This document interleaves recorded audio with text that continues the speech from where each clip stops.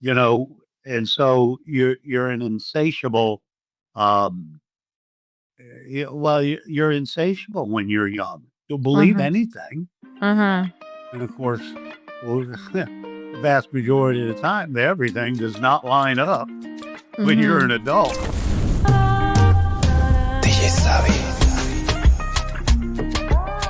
Marvin Wilkerson is a spiritual astrologer, hypnotherapist, and NLP practitioner whose work sits at the intersection of ancient wisdom and modern neuroscience. He's spent over 3 decades helping people uncover what's really running the show beneath the surface. Marvin's framework, Soul Fusion Healing, brings together astrology, psychology, and energy awareness into a practical path for transformation based on the belief that the real healing happenings when the soul, mind, and body come back into alignment. He's also the author of Soul Fusion Healing, Integrating Mind, Body, and Soul, where he explores how our astrological blueprint and subconscious programming shape the reality we experience every day. Hi, Marvin. Thank you so much for being here today. I'm so excited to have you on the show. Well, thank you for having me, Samantha. Uh I'm huh. excited to be here. Yeah, me too. So, I would like to kind of dive back or start at the beginning of how it was that you came to be doing the work that you're doing today. Not only because I think it's a little bit unusual for a man to be practicing this kind of astrology and combining it with the healing process, but also because you started going down the spiritual and spirituality rabbit hole 30 years or if we over 30 years, but in our intro call, you had mentioned you had your first reading when you were 18. So that would have been in about the 70s. And so I'm kind of Oh, it was wanting a to know. long time ago. Well, so I'm wanting to kind of start from there and like what was your spiritual journey like starting in the 70s when all of this stuff wasn't necessarily as common as it is today. Well, I mean, I grew up in Virginia Beach, Mhm. and that was the Pat Robertson, Jerry Falwell, but also it's the Edgar Casey Foundation. Mm. And so there's a lot of metaphysics that goes on there. Okay. And it's kind of a competing thing. And when you're growing up as a young, as a boy, I mean, you're kind of following what the parents are telling you to do and going to Mhm. church and all of that. And then, of course, Mhm. you buy into all that theory. But the wonderful thing was the half inch chance is that my mother became disillusioned as she Mm. started doing research and reading and all of that. And I came home one day from school, and she was talking about various things, and I was arguing with her. Well, that ain't what Jesus said, and blah blah blah. And she threw a book at me called "Think on These Things" by Judah Krishnamurti, Mhm. and uh, that changed my life in so much as Krishnamurti asked a lot of questions when you Mhm. ask him a question. So it started resonating with me to start thinking for myself, Uh-huh. uh, the whys of what I believe.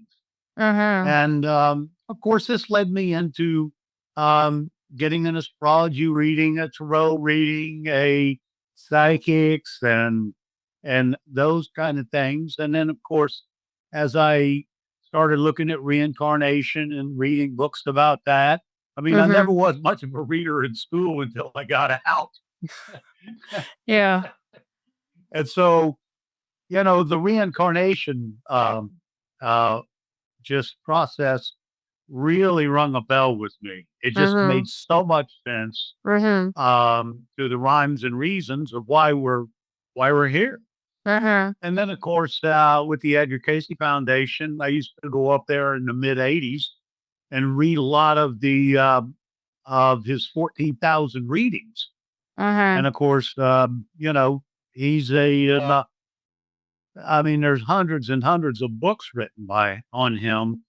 And so I've read many of his books, the books about him and all of that. And of course, that just deepened the whole process And then in the early 90s, I met my spiritual teacher, which was a man that Uh-huh. also was deeply into Native Americanism. And Mhm.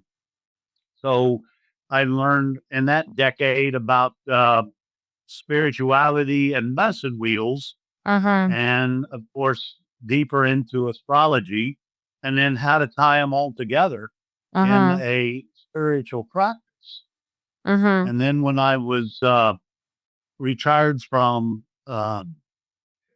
corporate America in 2009, I was doing readings, and I told a client that they needed to do a regression. Uh-huh. I'd done regressions back in the 70s and 80s with all us hippies and Brian Weiss and all of that. Uh-huh. So I was familiar with all that. And I said, "You got a lot of stuff in the 12th house of the subconscious mind that represents past patterning and conditioning. You Uh-huh. probably ought to get a regression to clear up some of your answers and what's Uh-huh. going on." Uh-huh. And she said, "Well, where do I get one?" I said, "Well, somebody ought to do one in Nashville." And she come back and said she couldn't find one. So I said, "All right, I'll do it." And so Uh-huh. I decided to pick up a book on see if anybody discovered anything new Yeah. since the 80s. Yeah. And I read this new regression therapy by a man in Denver, Colorado.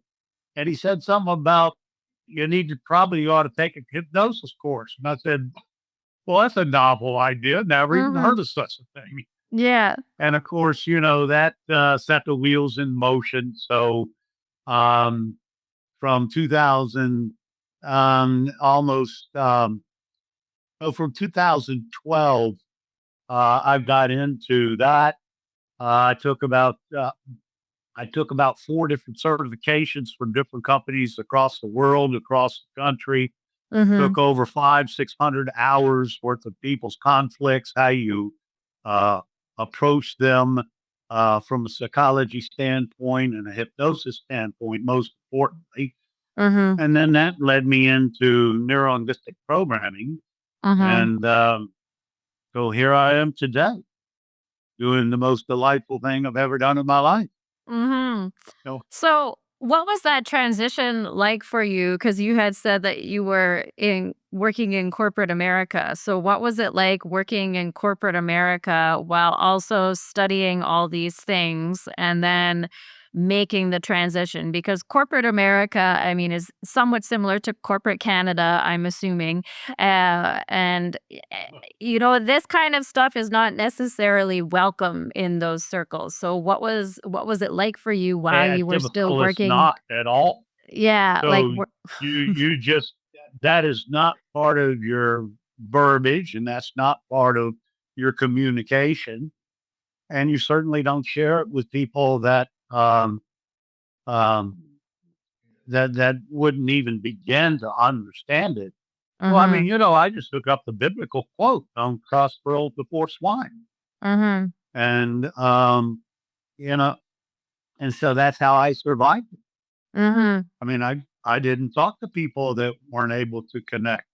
But you know what? It too then it really taught me that people are all on different levels. But as you get deeper into spirituality, you realize that God in everyone is who you want to talk to. Mhm. And so, I used to go to a lot of conferences and teach, and they'd say, "Marvin, could you dumb it down just a little bit?" And I used to get so angry. I said, "Why did I even learn this if I got to dumb it down?" Yeah. Well, then I learned that, you speak to the level of anybody that you're speaking to, and that's Mhm. how you're going to help them the most. Mhm. Talking over their heads or using language that they don't understand. One of the golden rules of astrology is number one, you don't speak, um, you don't use the jargon. I Mhm. mean, I rarely use um, the jargon of astrology. I use what I focus on is energy because Mhm. that's what astrology is. It's just energy. Mhm. And then if when that map tells me what is the better way to use this energy, well, Mhm. then I interface that with the conflict. Mm-hmm. And then that allows me to help somebody see a better way to use the energy and, and what their soul's path is really trying to accomplish. Uh-huh. And so I would say probably 70% of my clients don't even know I'm doing astrology. And they'll go, well, how do you know that? How do you know that? And I Yeah. said, don't you worry about how I know it. Is it true? And if it's true, well, then that's what you have to accept. Yeah. And so, but what my teacher said, one of my teachers said, either walk the talk or throw the shit away. Uh, And so that has been my earnest work, mm-hmm. is not only having the knowledge, but walking the talk of the knowledge. Uh-huh. I mean, what good is knowledge? What good is spirituality is if you're not going to align with it? Uh-huh. And so that's my everyday work, is aligning with my highest self Mm-hmm. and my best version of who I could potentially be. Mm-hmm. Yeah. And I think that what you had said earlier about like not using the jargon of astrology, like someone like me, and I love, reading my horoscopes. I love reading my horoscopes and stuff. But at the same time, a lot of the time when I read like my actual chart and it's like, well, this is like squared with this, and there's a trine here, and I'm like, I don't know what that means. Like, Well, so that if you were, you know, when I look at that chart and I see the difficulties that are lining up with what the presenting conflict is. uh-huh. Now, if I'm just doing a birth chart reading, Uh-huh. well, then that's a different kind of thing, because I'm reading your chart. Uh-huh. And so I can speak to you in the terms of, let's just say, Venus. Venus Uh-huh. is love, joy, peace, and harmony, but it's also laziness. It's also, wanting too much of a good thing. And Ah. so, that has to be spoken to in terms of what sign it's in and Uh-huh. how it's aspected. Uh-huh. And, you know, people think, oh, well, I got a trine. I said, well, that's great. How are you manifesting it? Yeah. Because people take trines for granted. I don't Oh, even I know got what that trine is, here. right? Like, so Well, all aspects are relationships Mm, to other okay. energies.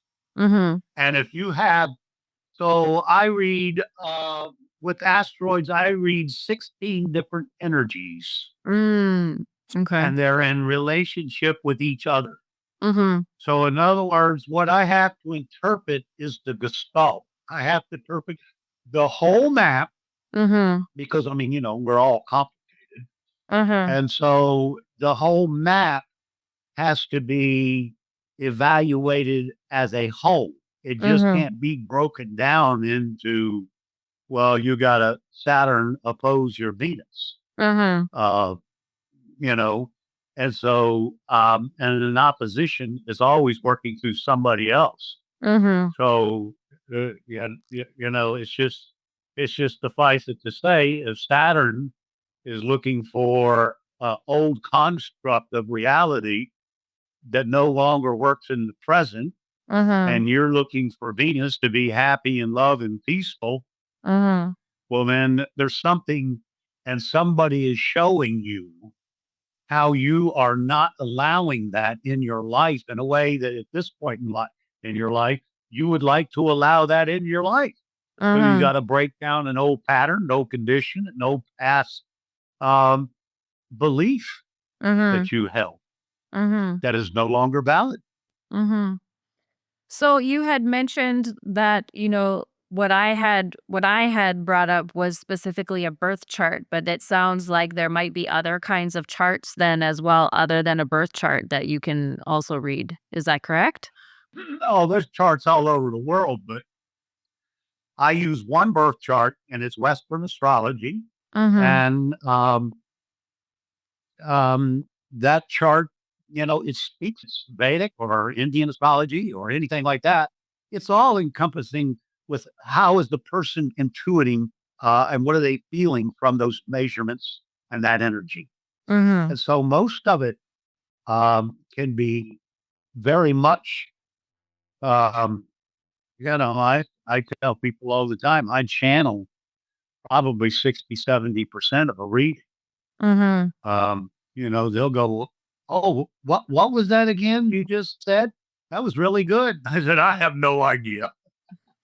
That's why you need to have a recording so they can record it. Yeah. So I do record most of the time, Yeah. but I still have it occurring that, especially, I just worked with a lady in weight loss, and I Mm-hmm. just kept hitting these, emotional points Mm-hmm. for her eating and hiding food and all of that kind of stuff. Mm-hmm. And that was one of those, how do you know that?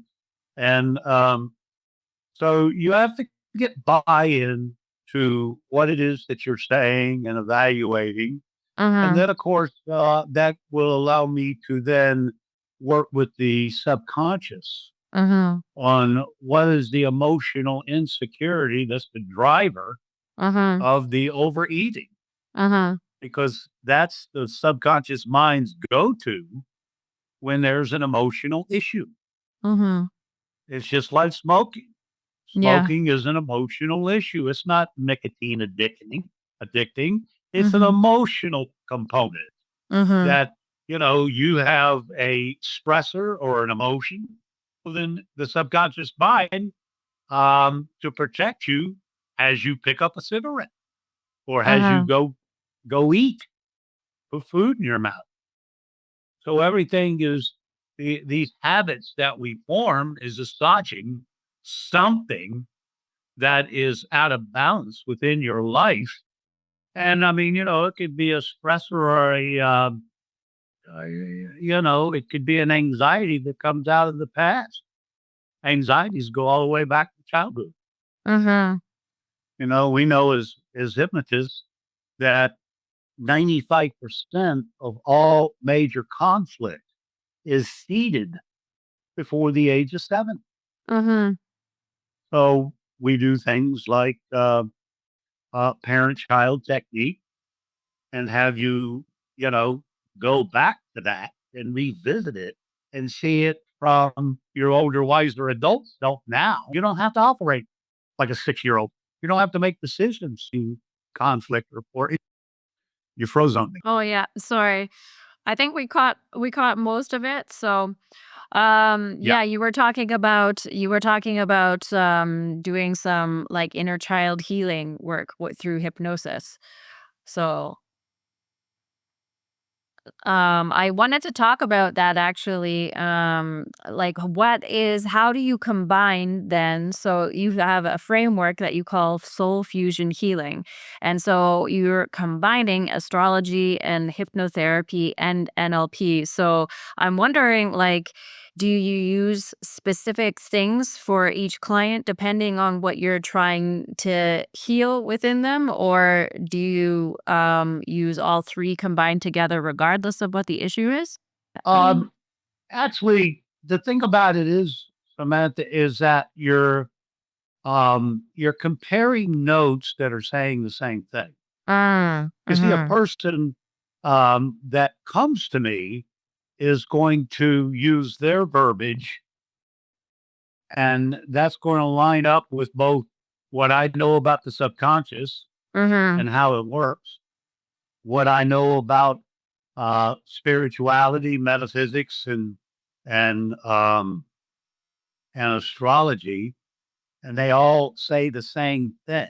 mhm, One of the things I was going to say, before you're the age of 21 years old, you've been told 60,000 times who you are, who they are, what the world is, and your place in it. mhm, And so you, I tell people that, your job as an adult, which say from 20 years old, is to decondition, mhm, deprogram what you have learned from those teachers, parents, teachers, siblings, Mhm. neighborhood kids, friends, society, whoever you hold on a pedestal. These are all Mhm. programmers. Mhm. And, you know, and so you're an insatiable, um, you're insatiable when you're young. You'll believe Mhm. anything. Mhm. And of course, well, the vast majority of the time, everything does not line up when you're an Mhm. adult Yeah. and responding.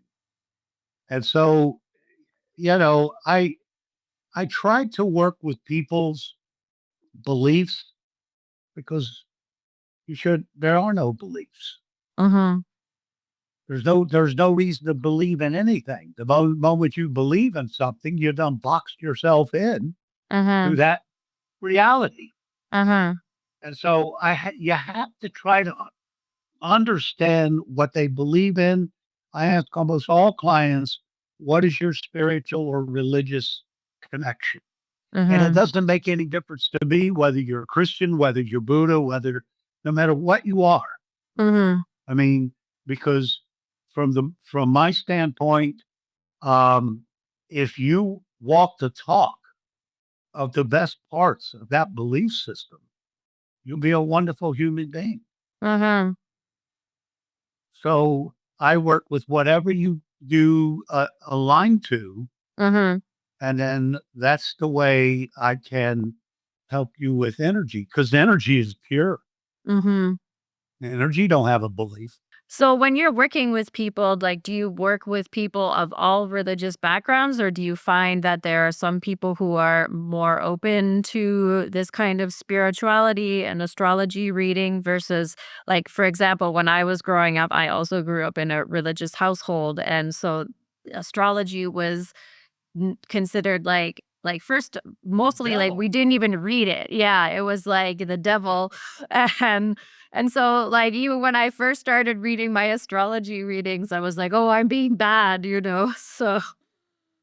So do you a lot of your clients like come from like Christian backgrounds or like Muslim backgrounds or Buddhist backgrounds or Sikh or Well, Hindu? I mean, I'm in a very Christian state, Yes, yeah. so it's it's much Christian oriented.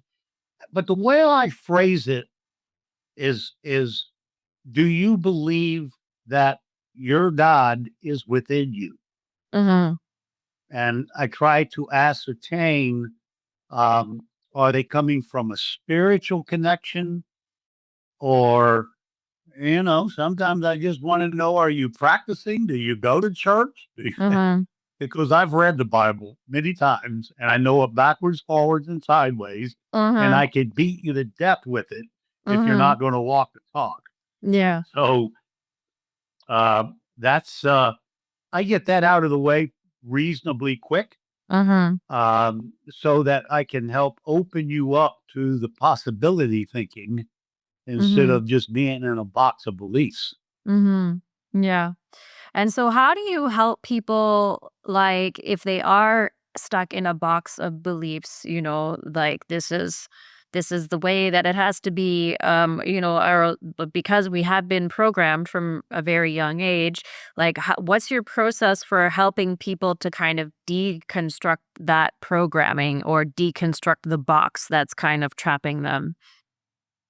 Well, one of the most uh, one of the most valuable ways is to get people to understand that your thinking mind creates 5% of your reality. Mhm. Your subconscious mind creates 95% of your reality, and it doesn't use language. The conscious mind, the physical connection is the body. Mhm. So if you're thinking negative thoughts, if you're using negative self-talk, then obviously that doesn't line up with the body. So the body is going to stress out or Mhm. tighten up or do any number of things, illness, disease, whatever. Mhm. And then help you to understand, help people understand. Look, the subconscious mind is a million times more powerful than the conscious mind. Mhm. And it doesn't need you to create. It Mhm. creates it by Mhm. virtue of neurotransmitters, neural pathways, electrifying your auric field, and then Mhm. that becomes your attraction, repulsion, cohesion, adhesion principle in your life. Mhm. So it's the subconscious mind that is the creator. And who Mhm. is in charge of the subconscious mind is your soul. Your Okay. soul dictates your desires. Your Mhm. soul gives you desires because the soul knows what it needs you to experience to come to a clear misperception and miscreation that you have in your life. Mhm. So So, oh, continue. Sorry. well, I mean, that's pretty much what I say and Yeah. do. So when I present it to you like that, I mean, you have to, and look, I can line up everything that Jesus Christ said with everything that I do, with every spiritual truth. It Mhm. lines up. Now, Yeah. do I get into the Old Testament and all of that nonsense? No. Mhm. Yeah, that's one of the things that I think I found the most interesting coming from my background as well, like from a Christian background. And then when you get into spirituality and you start studying spirituality, you start realizing that Jesus was also just teaching spirituality. And so it's interesting to me because, my parents are still practicing um Christians. Right? And so it's interesting to me how, like, the things that they believe in, are it's like, yes, I also believe in that, but I believe it in a different way, like, not necessarily in the fundamentalist Christian way that, we were brought up to, right? So to me, it's kind of interesting that I went through a phase of life where I kind of like shunned religion. And then had some circumstances happen to me and I started getting back into like spirituality and searching for something deeper. And then when I found like spirituality, I was like, oh my goodness, like that's exactly what I used to learn about in Sunday school. Yeah. So, Well, early on, Samantha, I got, yeah, because I started out with that biblical process, I also questioned and I used to read the red. mm, I just wanted to know what did Jesus say? uh-huh, Don't give me all this, crap about what it means. I want to know what he said, yeah, and then I'll make my decision based on what he said. uh-huh, And so I always read the red in the big family uh, Bible. And then of course, as I um, gained in maturity and knowledge, um, guess who wrote a book about nothing but the red? really? Okay, Thomas Jefferson. okay. You know who Thomas Oh, Jefferson yeah, was? yeah, obviously, yeah, so, okay, I didn't know that he Okay. wrote a book, but I mean, He wrote a clearly book of yeah, nothing but the red. uh-huh. So if you're going to use a biblical quote on me, it better be coming out of Jesus's mouth, Yeah, allegedly. yeah.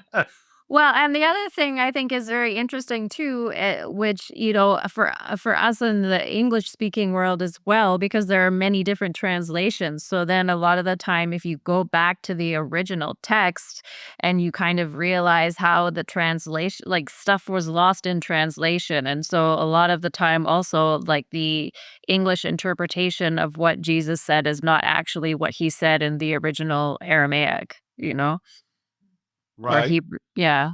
But one of the ways um, that I like to validate truth Mhm, is I want to go across the centuries mhm, to enlightened beings. mhm, Lazu, Buddha, mhm, Jesus, Marcus Aurelius, mhm, um, the Hermetic principles, mhm, Native Americanism. mhm. It all lines up. Yeah. it all says the same thing. Mhm. So that's how I validate truth. Mhm. It's it's universal. What Universal truth has been expressed for thousands and thousands of years. Mhm. And I think that's the most fascinating thing about it for me was when I was younger, I always kind of felt that all the religions were pointing to the same thing. But then as I mean, because when I was younger, I didn't do like a deep study of, all the, hundreds of religions in the world, but I had a basic understanding of the main ones, especially the Abrahamic religions. And I kind of realized all these religions are pointing to the same thing. And then as I, expanded my study to like more, they would be more obscure religions to us in the Western world, right? But as I started expanding my study to other religions and spiritual philosophies around the world, and then again, you see the connections and like, oh, they really are saying all the same thing. And it's so interesting to me that a lot of the stuff that has been taught for as you said, thousands of years already, and now it's only now that science is starting to catch up, and so a lot of these things, it's like as we are spiritual beings or the spiritual side of things is like, yeah, like that's what Buddhism has been saying for like 6,000 years. Yeah. So I find that really fascinating. Yeah. I mean, Joseph Campbell wrote The Power of Myth, Hmm. and he talked about across the world, there is 17 stories of different kinds, all saying the same thing, that the world was destroyed in a great flood. Hmm.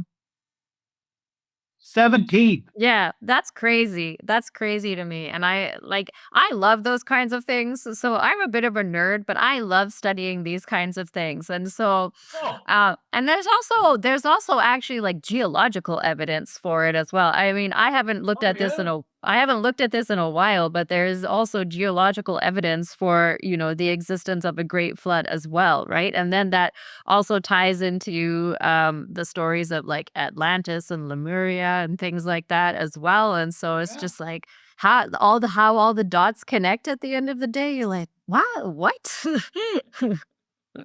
Yeah. Well, I mean, how does whale bones get up in the Andes? Yeah, yeah. Huh? So, yeah, exactly. So, And then I've read some stuff. I've read quite a bit on the galactic species, which are have great connections to uh, man mhm, and our process and how we're going through evolution. mhm, And all of their truths line mhm, up. They've been mhm, through some of the same battles we've been through. mhm, And so, mhm, it's almost comforting to know mhm. that there's, especially in this time of when we're within the year or two at the most of knowing that extraterrestrials are going to be validated around the world.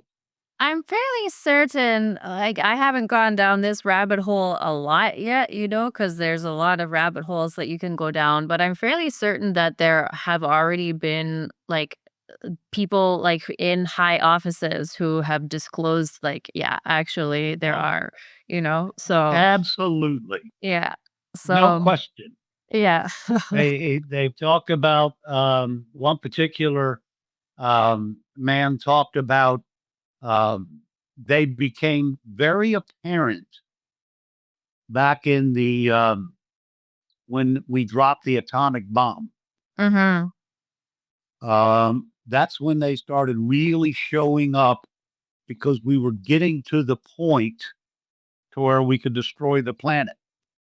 Well, and this is what I have also heard. Okay, again, I haven't done a lot of deep study on this, right? But what I also, so I have a Gaia subscription, and at one point I was kind of watching some of that stuff just to be like, what are they talking about? And that's what I also heard was because it actually like was powerful enough to like rip the fabric of like space-time or something like that, and so that's when they Yeah. started coming and like monitoring more because it's like, okay, like these humans are getting a little bit out of control. You you think? Yeah. So again, I haven't particularly gone down this rabbit hole a lot other than like I've watched a few documentaries for interest's sake, but like I that's what Uh, I've heard. well, I mean, that mostly lines up with what everybody is saying. Mm. You So, know, I watch TikTok a lot, and I love. Have you come across Bashir, yes, yeah. Bashar? Bashar. Okay. Bashar. Yeah. No, I used to Uh, watch I've watched a few of his um seminars. Yeah. yeah. And so, I mean, that's the kind of intellect that we're coming into with quantum physics, quantum Mhm. theories, Mhm. and as we come into breaking open some of the belief concepts in the world. Mhm. And it's not just this country or even your country, it's all over the world. Mhm. I talked about it in the book going into Pluto, which is the energy of death, dying, and transformation. Mhm. And um, so it's coming into a time period where this country is going to really have to go through some dark nights to face itself, Mhm. to reconstruct what we're learning about who we are as a people. Mhm. And this is happening all over the world, but it's Mhm. happening very definitely in this country with the destruction that's being heaped upon us by its leadership. Yeah. And what's going to have to be renewed when we come back to square one and say, well, look, if we're going to rebuild this country, let's rebuild it on truth and Mhm. much more in alignment Mhm. of what we want as a people. And I've also heard that there's like a splitting point, like there's a point at which like some people like the reality is going to split and some people are going to be living in this reality and then other people are going to be living in this reality, right? And so it's about I guess shifting your consciousness to figure out which reality are you going to be in, I suppose, but like this is one of the things that I would, maybe you can help me understand a little bit through the hypnotherapy and the NLP, because if our subconscious mind is running 95% of the show and our conscious mind is only running about 5% of the show, like where I've always been trying to figure this out for the longest time because I'm really good at studying. I'm really good at studying things and learning things, but when it comes to like practical application, I'm like, I don't understand how to do this. So in theory, I understand it, but in practice, I have no clue. And so it's like if I actually want to shift my reality and the things that are happening around me, like where's the control room that I go to change the code inside, right? Like when you're in the Matrix, in the movie The Matrix, and they have the computer screen and the guy's typing on his computer, and it's like where's my computer screen, where's my control room that I can actually go to see the changes that I want to see. Well, because it's not a seeing thing, it's what I tell people all the time. There's only two truths, Mhm. and those two truths are feeling and emotions. Mm. Your conscious mind is a liar. Your conscious mind doesn't need you. Your conscious mind doesn't even know that there's a higher mind. So Mm. it thinks it's protecting you. Mm. And That this would be is the what the ego. ego is all Yeah. about. So um, once you understand that piece, then it, you what are you doing that's following the ego versus what feels right? So Mm. I'm always telling people if whatever you say from the conscious mind, whatever language you're using, well, then the final arbiter is your gut. Mhm. How does this feel? Mhm. If it feels right, well, then that's what us hippies learned in the 60s. Do it. Mhm. Yeah. Well, and I would say, from my personal experience or the way my body operates is like the times that I haven't trusted my gut, like I just had this gut instinct of like something just feels off, something just feels wrong, and I did it anyway. And those were like the worst experiences of my life, And I'm just Oh, like, yeah.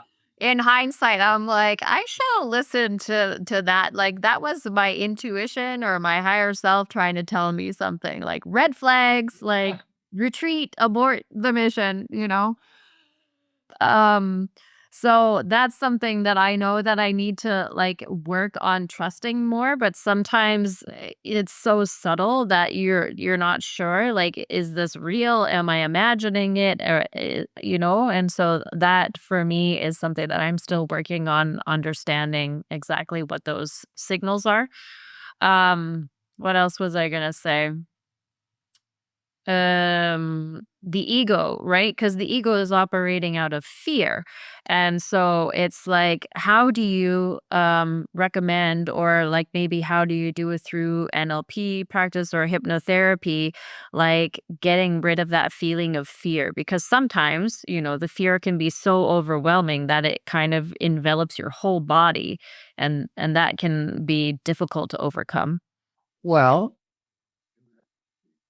I'll tell you, I just had a client 2 hours ago. He's a very highly successful salesperson, Mhm. but the reason he came to me is because he has a fear that stays with him of being fired as he was 10 years ago being Mm. fired from a job. Mhm. So, one of the things that I did with him today, um, is I worked with some NLP that um, uh, I had him give me 6 times in his life that he accomplished something that he was very proud of. Mhm. So, dragging it out of him, Mhm. I finally got the 6 things. And Mhm. so I had him imagine, so we stood up and I had him make a circle and put all 6 of those things where he was very proud of himself, he was very accomplished, he felt real good about himself, Mhm. and I had him put him in that circle. Mhm. Take some breaths, close his eyes, get him a little bit into a real relaxed area, and then step into the circle, Mhm. and then feel the power of being successful. Mhm. Feel the power of experiencing the success and the happiness and joy Mhm. of succeeding like that. And you use all of um, you use the feelings and the emotions and all of that to reaffirm it. But I mean, after going through that exercise, I mean, you can just tell. I mean, he realized that, I asked him, um, what made him special. Mhm. He said, I'm not special. I said, "How the hell do you think you're not special? You're you're a child of God, and you don't think you're special?" And then Mhm. I go through all of my quotes and "ye are all gods" and so on. But it's a matter of breaking down some of the beliefs, whether, sometimes I do it in fun, in Mhm. jest, Mhm. because when I repeat it back to you, it sounds so stupid Mhm. that you go, "Oh, yeah, I probably shouldn't be believing that." And by the end of our hour and a half, I mean, it just changed his whole life Mhm. because, NLP is very much about vision and Mhm. re-experiencing, um, the power of truth. Mhm. And so he really realized that fear was actually pretty senseless. Mhm. I mean, So anytime you go backwards and think of something out of your past, well, the mhm. past is dead. It's gone. There's nothing there. Mhm. So I ask him what I ask a lot of clients. I ask him two things. Who would you be now if I wiped out your total past and you kept all your talents, tools, and abilities? And as you're thinking about that, who would you be if you didn't have a body? You'd still be alive. You still have your own thinking mind. Mm. Yeah. That's So an you interesting see, exercise. yes, it is. Who would you be if you didn't have a body? Mhm. Well, I'd be smart.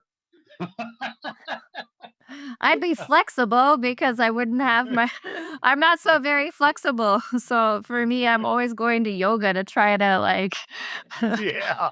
so Well, I mean, and then I had to make the case. Look, when you transcend this body, you're in universal consciousness. uh-huh. What makes you think you need to believe anything or hold on to anything you think is intelligent? Uh-huh. Because you are now in the space of total intelligence. Uh-huh. So when you just really break that down, you just realize you don't believe anything. You don't have Mhm. to think anything. Mhm. You're in all there is. Yeah. You You just know are. everything. Mhm. Yeah. So you just are who you are. So at Uh-huh. that point, you're going to work to understand some misperceptions and miscreations that you've had over lifetimes in this third dimension reality. Uh-huh. And as you gain insight in your third dimension reality, you can start living more in your fourth dimension, which is the intuitive side, Uh-huh. and fifth dimension, which is the last dimension of physical form.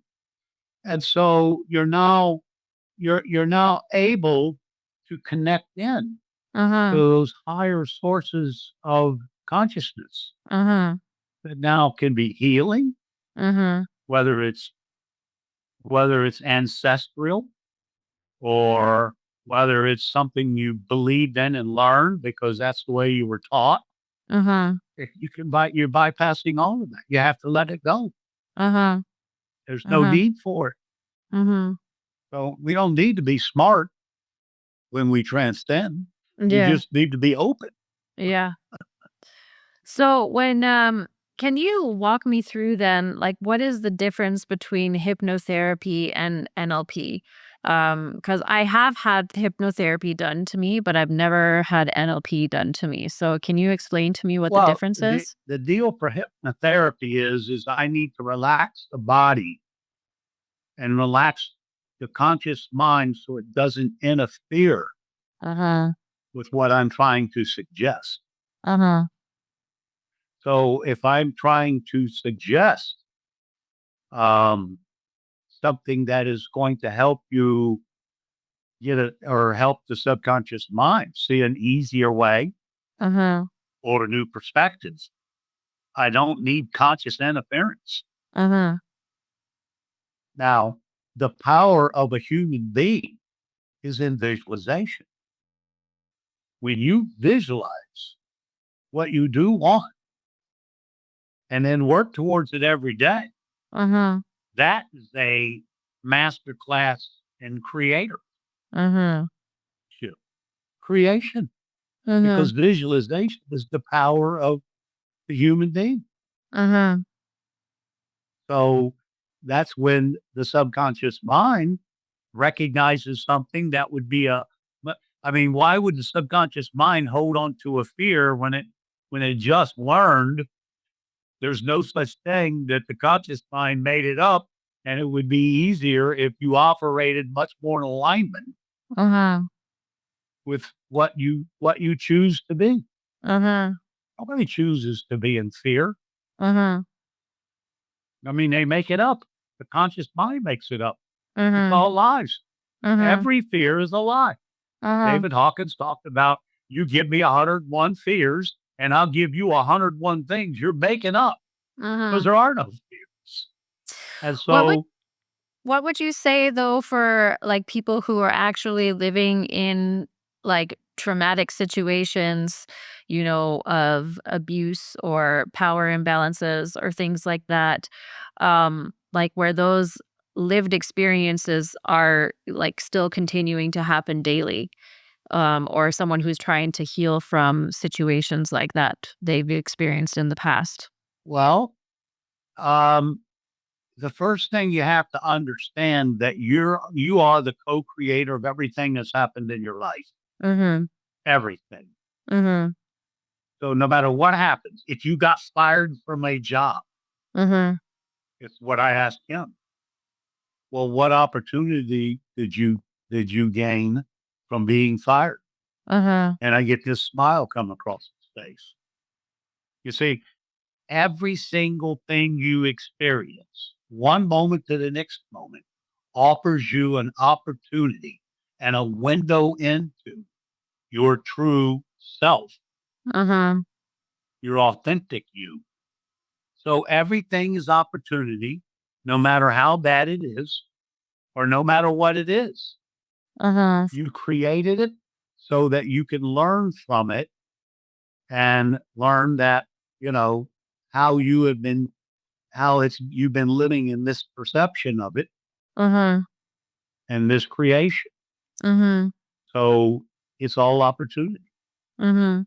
You know, uh, I sometimes play with people like when I'm not trying to be a teacher and a therapist. Um, what do you, and my question to them is like, th- I had a young girl that was doing this to her shoulder to Uh-huh. loosen it up before aerobics class. And I said, "Well, what's going on with your shoulder?" She says, "Oh, well, it's tight and it hurts." I said, "Well, what is the belief you need to have to keep it?" Mhm. Because it's a belief. Yeah. And so that sets a scene, Mhm. whether she goes anywhere with it or not. But that moment in her life, she was brought to the understanding that she has beliefs Uh-huh. and they may cause problems. Yeah. And I think that's so interesting actually because I truly believe that like emotions or trapped emotions especially um can manifest as disease within the body, can manifest as pain or disease within the body. And Oh, so absolutely. mhm.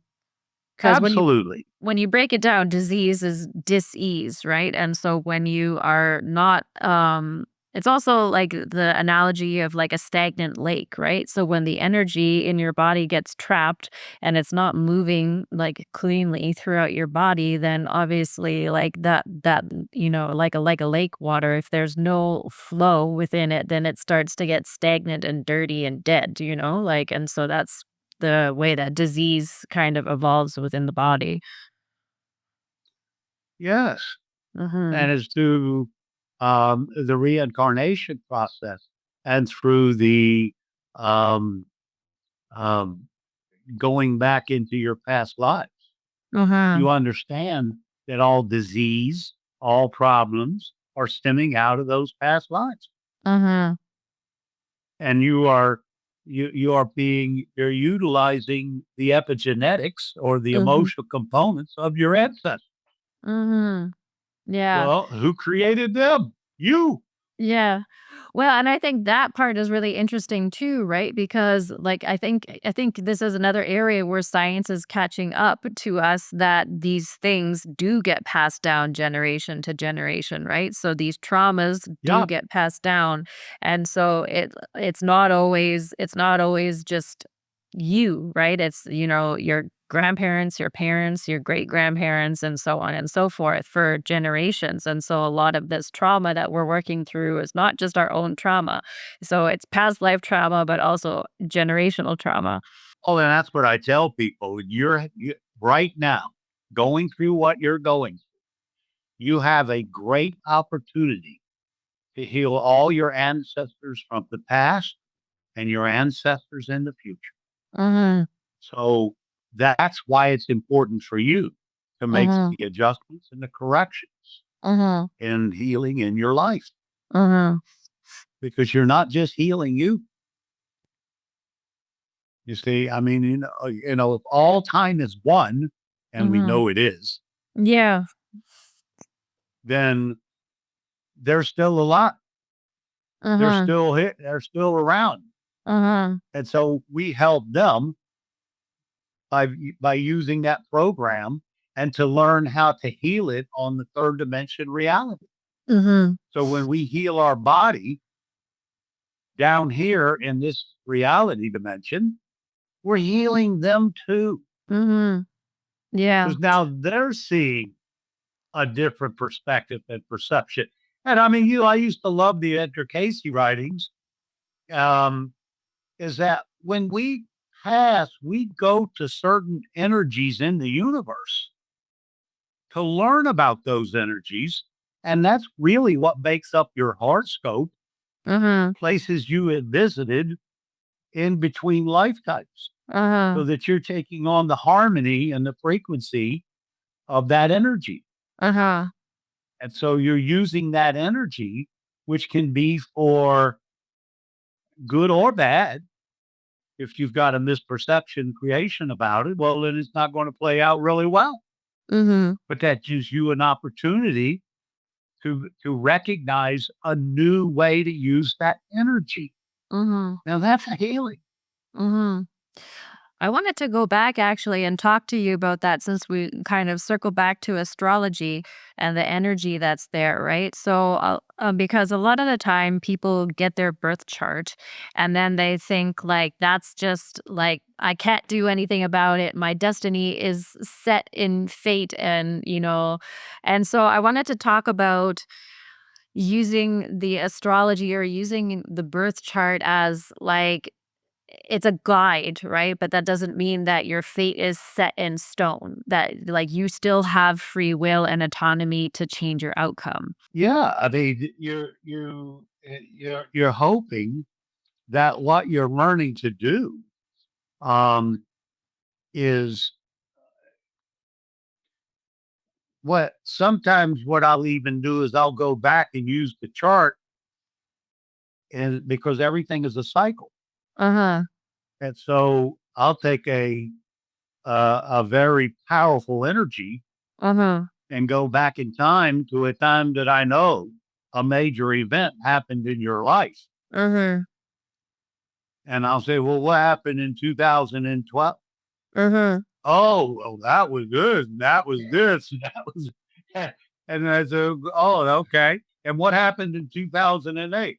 Oh, well, that was this. And now, you see, and so you can actually use these energies to go back when they really made a discordance Mhm. conflict in your life, Mhm. and you have to go, wow, that's amazing that I you should can go have you back and do my see that. chart and you'd be like, "What happened in this year? This looks really bad, Sam. What happened in this year?" And so you see, I mean, there's lots of ways. I mean, being an astrologer, a hypnotist, and a programmer and a spiritual person, there's so many different ways to approach different conflicts Mhm. that people present. And I don't have to go, I mean, it isn't like I've got to go into these very big, deep concepts. I mean, Mhm. sometimes it's very simple, Uh-huh. it's very Mhm. simple. Uh-huh. So, being able to use them all and then get, and I get buy-in. Mhm. Does this sound true for you? Oh, yeah. Well, then this leads to this, and Mhm. this leads to this.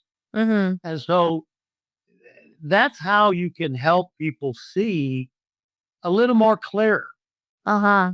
than just the bad experience of being fired 10 years ago out of a job, and you're living for a job and you're scared to death it's going to happen again. Yeah.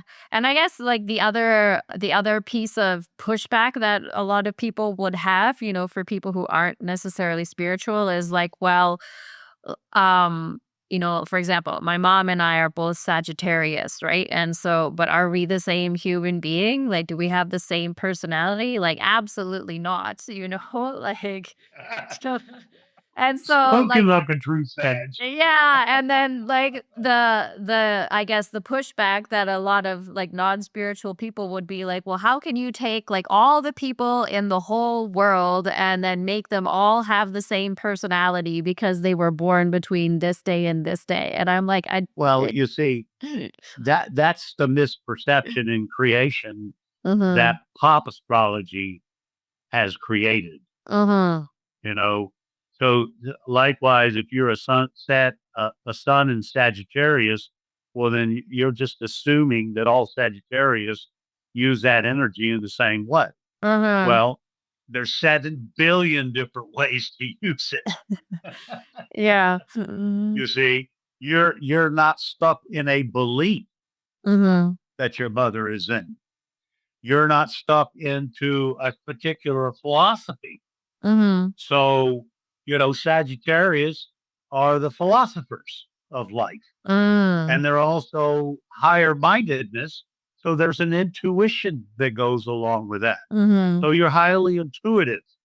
And so the more you use your intuition, your feelings to validate those um, intuitive feelings, well, Mhm. then the greater your philosophy begins to build to take into a higher realm of consciousness. You're no longer Um. in the collective consciousness. Mhm. You see, before we can break out, a lot of people say, well, I have free will. No, you don't. You do not have free will. There's only two free wills. You got a free will to have whatever attitude you want. Mhm. You have a good attitude or a bad attitude. That you're free to do that. Mhm. And you're free to use your creativity any way you choose at any moment in time. Mhm. So you see, you have expanded your knowledge to the point that you're looking at a much bigger picture Mhm. than your mother. Mhm. You're validating feelings instead of, oh, well, God's taking care of me. Mhm. There ain't nobody taking care of nothing for you. You best be taking care of you because Mhm. nobody's going to rescue you, including Jesus Christ. Mhm. So if you're not going to be rescued, well, then who's going to rescue? There's only Mhm. one rescue, Mhm. yourself. Mhm. So I Mhm. tell people all the time, the greater sin is to lift the burden from the one that's supposed to shoulder it. Mhm. Because if you've created a reality Mhm. that's painful, well, then you know how to uncreate it. You have the fix within you. Mhm. And so, no, I mean, there's 12 basic signs, but I mean, you may be a bank robber as a Sagittarius and make these big, grandiose plans how to rob this bank and not get caught.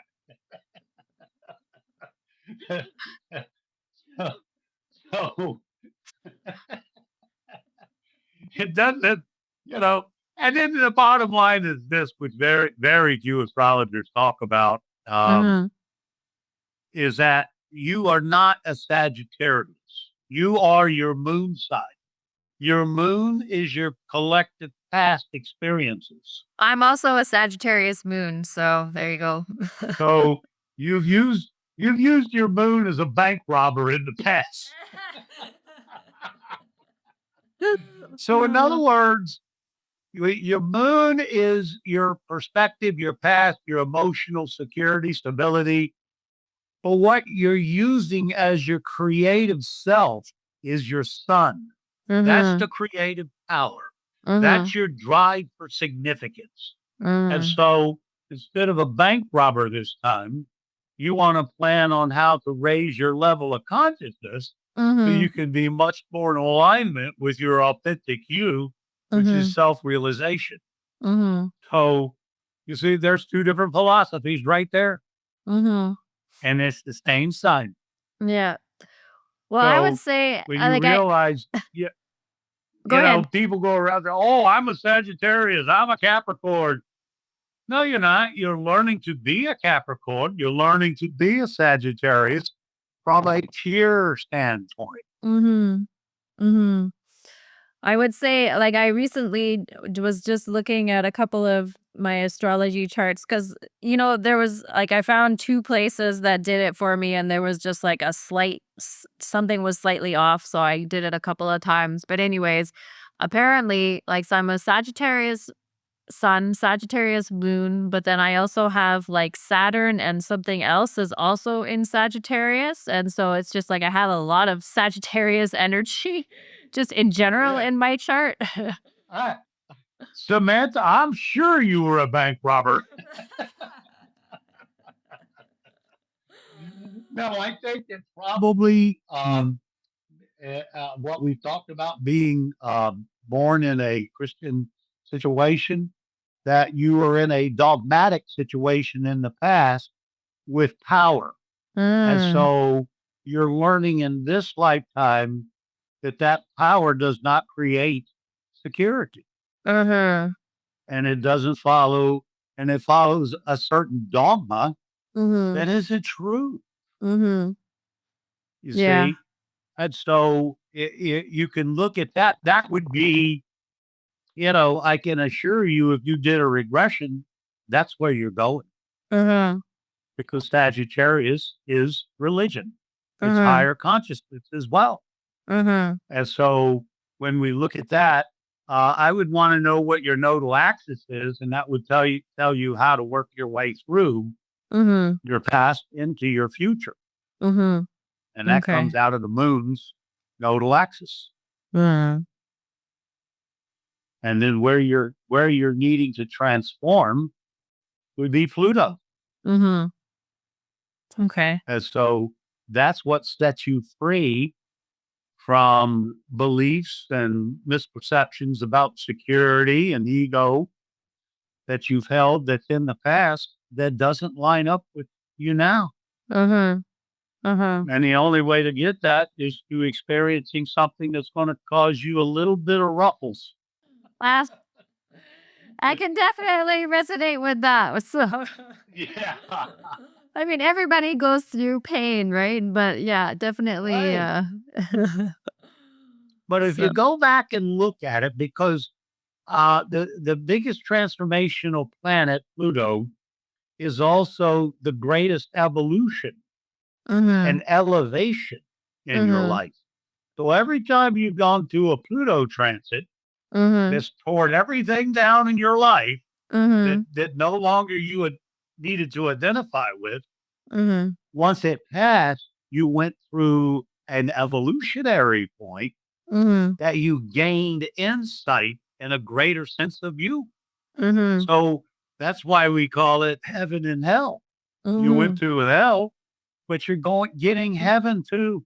Yeah, So it's never just one sided when we yeah. go through these energies that Mhm. that challenge us. Well, that is really fascinating. We are coming up to the end of our time here. Thank you so much for being on the show. We went down some rabbit holes that I wasn't expecting. That's why I like to have these podcasts unscripted because you never know where you're going to go. So, um Well, you being a Sag and me being a Sag Mercury, we surely developed some rabbit holes. yes, for But that's sure, for sure. good, Yeah, because there was something for everybody in I that think podcast. so. Yeah, I think so. So, for people who are interested in learning more about you, what is the best place to find you online? Well, if you go to the title of my book, soulfusionhealing.com, Mhm. that will segue you into going to my astrology site, which is Okay. astromarv.com, Mhm. and my hypnosis site, which is blhypnosis.com. Better Okay. life. Amazing. Okay, and I'll make sure And to you can include get, those links and in the if you show stick notes. Marvin in front of those, you can even text me. or Okay. email me. Okay. Amazing. Perfect. Thank you so much, Marvin, for being on the show. I really enjoyed this conversation. I hope you did as well. I most certainly did. You can't talk to a Sagittarius without enjoying what's on their mind because there's a lot and it That goes is deep. true. That is true. Very true. So, okay. Thanks again, Marvin. Have a great day. Okay. Thank you, dear. Okay. Blessings Bye. for all you do for others. Bye bye. Bye. Thanks. You too.